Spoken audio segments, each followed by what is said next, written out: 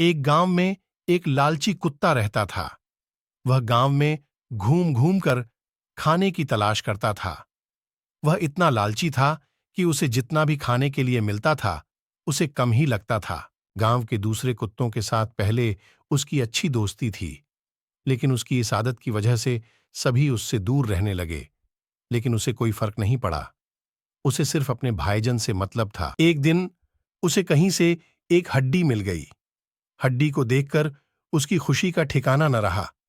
उसने सोचा कि इसका आनंद तो अकेले ही लेना चाहिए।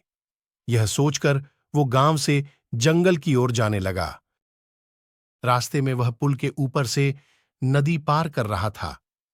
तभी उसकी नजर नीचे नदी के ठहरे हुए पानी पर पड़ी। उस समय उसकी आंखों में सिर्फ हड्डी का लालच था। उसे यह भी पता नहीं चला कि नदी के पानी में उसका ही चेहरा नजर आ रहा है। उसे लगा कि नीचे भी कोई कुत्ता है जिसके पास एक और हड्डी है। उसने सोचा कि क्यों ना उसकी भी हड्डी छीन लूं, तो मेरे पास दो हड्डियां हो जाएंगी। फिर मैं एक साथ दो हड्डियों के मजे से खा सकूंगा।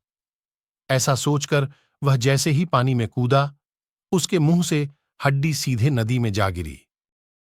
मुंह से छुटकर हड्डी के पानी में गिरते ही कुत्ते को होश आया और उसे अपने की पर पछतावा हुआ। कहानी से सीख।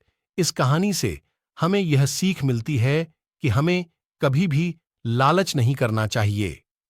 लालच करने से हमारा ही नुकसान होता है।